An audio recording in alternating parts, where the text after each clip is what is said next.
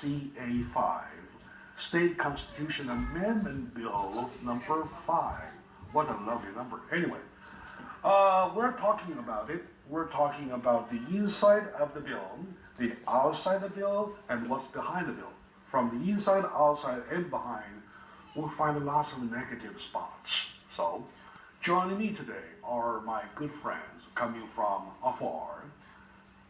Thousand Oaks? Thousand Oaks. Thousand Oaks? That's right. Yeah.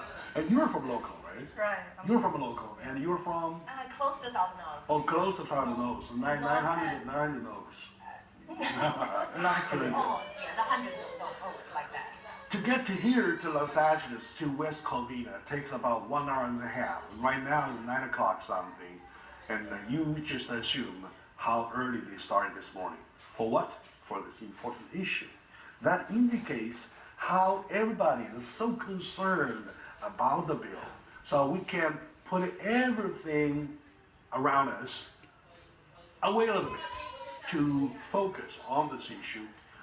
First of all, I would like to give each of you a little moment to introduce yourself. All right. How about starting from you? Okay. My name is Jie. I work in Bank of America, and then basically, this all my coworkers, and then here we're the friend, husband of Bank of America employees. So I'm a VP of Bank of America, and I'm very happy to have the chance to come here, join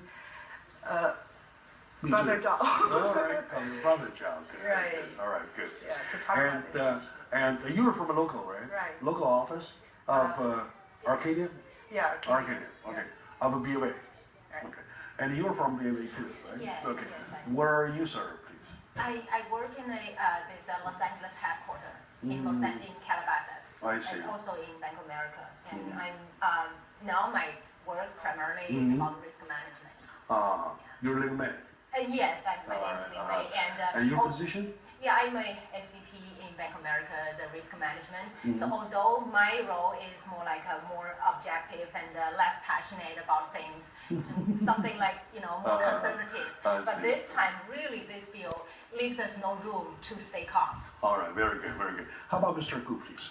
Good morning, everyone. My name is Ling Wing Gu, and I'm the co-founder and the chief risk officer of Turbo Financial Group. And we pretty much focus on big data to evaluate individual and small business credit and try to give additional help for those people who are struggling. But for SCA-5, and it's totally different topic, has nothing to do in financial, but to me, it's a very important opportunity to stand out, not only just as a Chinese, also as a member of Asian Americans, and also as a citizen of the United States. And this is not only just a short-term thing, and that is a long-term goal. Everyone should stand up and against the fraud. All right, very good. And I also know the fact that we included you into this group is because that you married one of the BOA girls, right? Yes, that is Oh, correct. lucky you. Thank you. Lucky you. I tried my way, but never got that lucky. And how about you, Mr. Ding? Yeah, my name is Kevin Dean. I also work for Bank of America. I was the VP of Consumer Product Strategy. And I'm a proud father of 3 lovely children. Ah, Yeah, sometimes I'm busy, but I still love them dearly. all right. And That's for what family is about. like all parents, I care deeply about their education. I see. Care about their future. I think that's why I'm all here today. All right. You don't have to marry a Bank of America girl to be here, right? Actually, he's a. My wife is Yeah. also Bank of America. Oh, yeah. Oh, my God. Everybody is so lucky, right? Yeah. To marry a banker, all right? So I'm open, by the way. So somebody of you, if you happen to be working with the Bank of America, I'm available. All right. Now, so we need to relax this because for the past 3 days, I've been so tied up on this issue.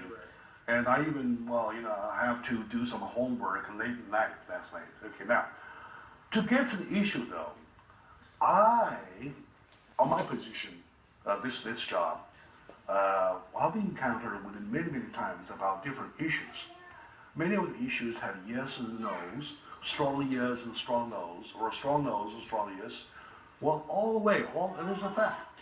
And it's almost the first time for me to see something that gets such a strong kickback, such a strong response from the different groups. Take the Jimmy Kimmel issue, right? Well, the response was strong, but not this much, right? So, can everybody of you give me a overall picture that about you or in your mind what this bill is? You said something about it. Let me start with you, please. Okay, no problem. I think for SCA5, the first keyword that jumped into my eyes is color scheme. And that one make no sense to me, and even today... Color and scheme. Color and scheme. And by the way, the day before, I saw an advertising saying that S for skin, C for color. That's right. Yeah, SCA bill, A for act. Right. Skin Color Act. Right. And to me, it makes no sense at all. And I have been receiving so many years of education from elementary school and all the way to my PhD program. And I have to use my scientific way and to determine whether something makes sense to me or not.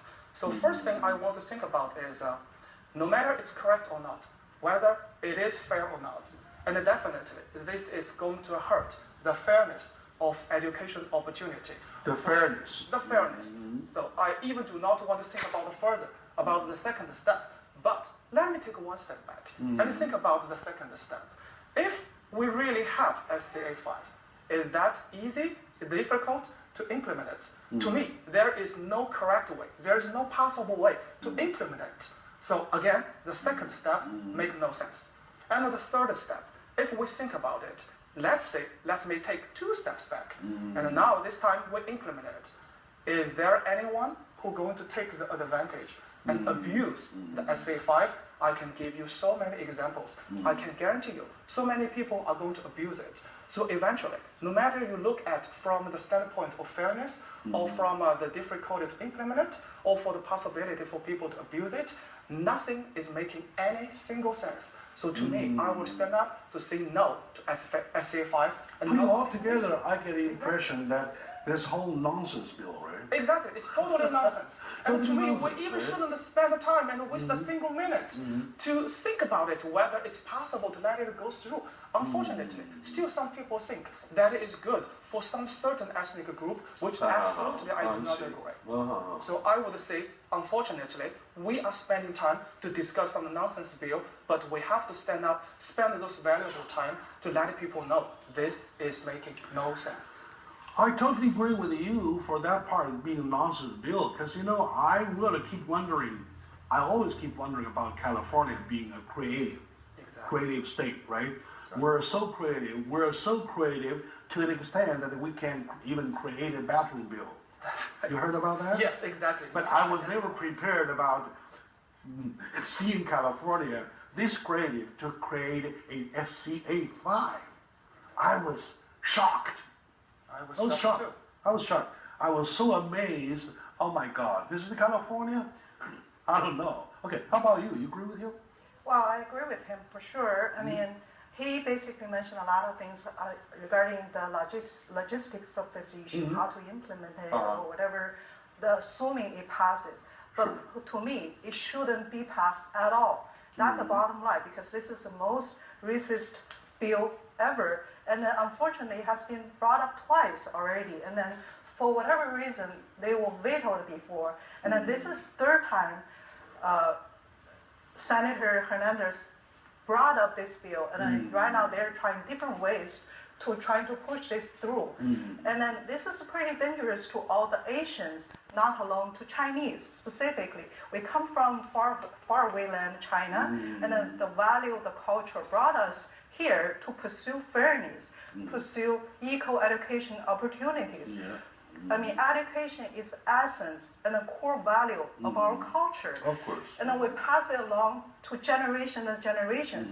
We're here, I mean, we want to bring a good environment for our kids. But this is right now in danger because of this bill. And then in the future, when they grow up, doesn't matter how much we devote into their education, doesn't matter how much effort they put into their own education, years of work will buy gun only because their skin color. They'll be limited. Only because